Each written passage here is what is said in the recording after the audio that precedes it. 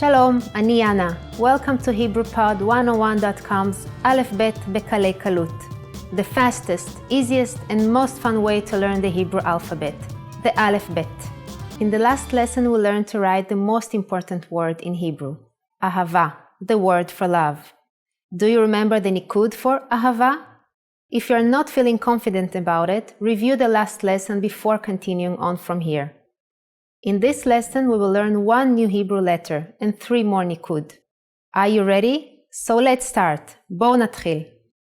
The 6th letter is vav. The sound of vav is v or o or u. And it's written like this. That's it. Vav has only one stroke from top to the bottom. The print version is the same for Vav, with only a small difference.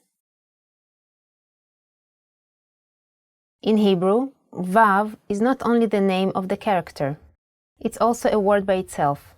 It means a hook. Doesn't Vav look like a hook? You can write this word like this. It's just the letter Vav 2 times. If you want to add nikud, it will look like this.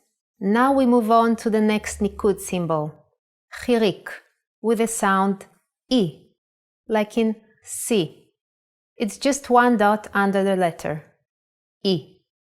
Now you can write a very common name, one that belongs to the second and perhaps most famous king of the ancient kingdom of Israel, David. It's written with 2 dalet and 1 vav. The nikud here is important. Otherwise, it can have different pronunciation and meaning. Let's write this word.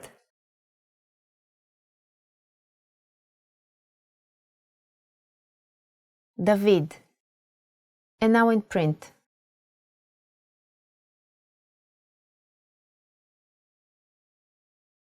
David. The next nikud for this lesson is Shuruk, with the sound U. This is how you make Vav sound like U. For example, if we take the same letters from David and instead of Hirik we add Shuruk, it will be Dud, electric water heater. Perhaps now you can appreciate the power of learning the nikud when you're first studying Hebrew. Let's write this word.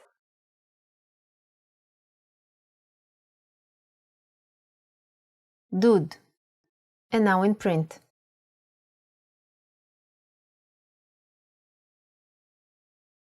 Dud. Notice how Shuruk goes to the left of the Vav. Seem complicated? Don't worry, we will review them all at the end of this lesson. But not before we will learn the last nikud for today. Cholam maleh, with the sound of O. This is how you make Vav sound like O. Let's write this. D, O, D. Dod. And now in print.